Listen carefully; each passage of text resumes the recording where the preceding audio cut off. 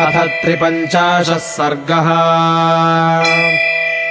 सतम् वृक्षम् समासाद्य सन्ध्यामन्वास्य पश्चिमाम् रामो रमयताम् श्रेष्ठ इति होवाच लक्ष्मणम्। अद्येयम् प्रथमा रात्रिर्याता जनपदाद्बहिः या सुमन्त्रेण रहिता तान्नोत्कण्ठितुमर्हसि। जागर्तव्यमतन्द्रिभ्यामद्य प्रभृतिरात्रिषु योगक्षेमौ हि सीताया वर्तेते लक्ष्मणावयोः।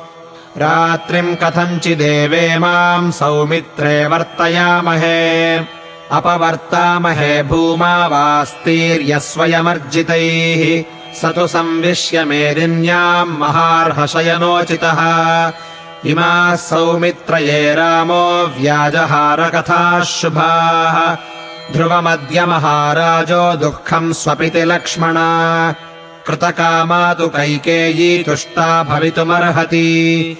सा हि देवी महाराजम् कैकेयी राज्यकारणात् अपि न च्यावयेत् प्राणान् दृष्ट्वा भरतमागतम्।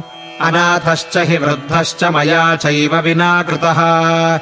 किम् करिष्यति कामात्मा कैकेय्यावशमागतः। इदम् व्यसनमालोक्य राज्ञश्च मतिविभ्रमम्। काम एवार्थधर्माभ्याम् गरीयानिति मे मतिः। को ह्यविद्वानपि पुमान् प्रमदायाः कृते त्यजेत्। छन्दानुवर्तिनम् पुत्रम् तातो मामिव लक्ष्मणा।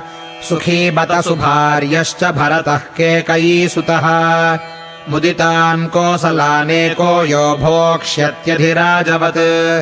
स हि राज्यस्य सर्वस्य सुखमेकम् भविष्यति। ताते तु वयसातीते मयि चारण्यमाश्रिते।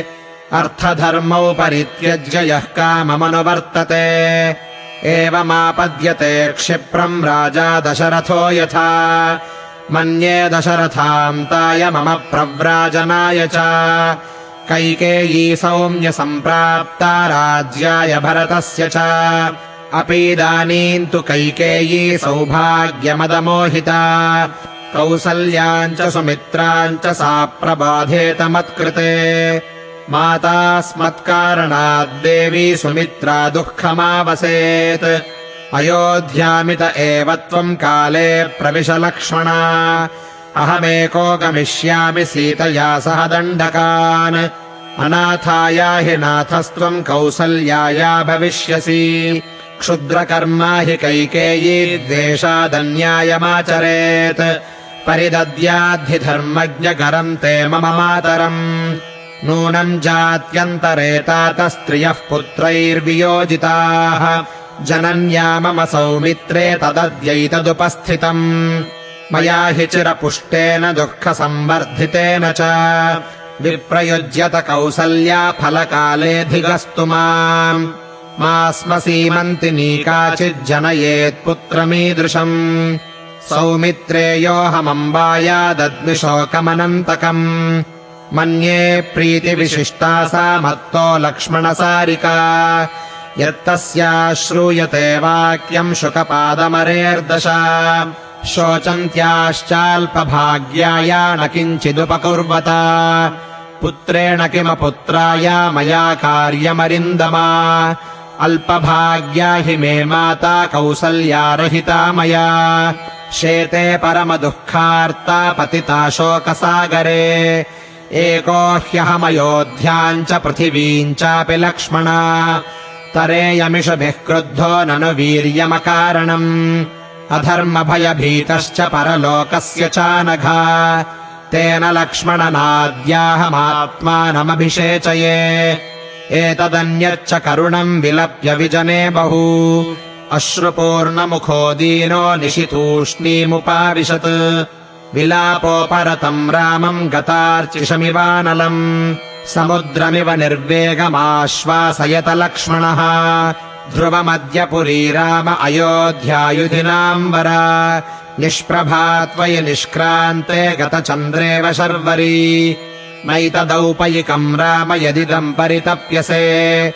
विषादयसि सीताम् च माम् चैव पुरुषऋषभा। न च सीता त्वया हीना न चाहमपि राघव मुहूर्तमपि जीवावो जलान्मत्स्याविवोद्धृतौ न हि तातम् न शत्रुघ्नम् न सुमित्राम् परन्तप द्रष्टुमिच्छेयमद्याहम् स्वर्गम् चापि त्वया विना ततस्तत्र समासीनौ नातिदूरे निरीक्ष्यताम् न्यग्रोधे सुकृताम् शय्याम् भेजाते धर्मवत्सलौ स लक्ष्मणस्योत्तमपुष्कलम् वचो निशम्य चैवम् वनवासमादरात् समाः समस्ता विदधे परन्तपः प्रपद्य धर्मम् सुचिराय राघवः ततस्तु तस्मिन् विजने महाबलौ महावने राघववंशवर्धनौ न तौ भयम् सम्भ्रममभ्युपेयतुर्यथैव सिंहो गिरिसानुगोचरौ। इत्यार्षे श्रीमद् रामायणे वाल्मीकीये आदिकाव्ये अयोध्याकाण्डे 53 सर्गः।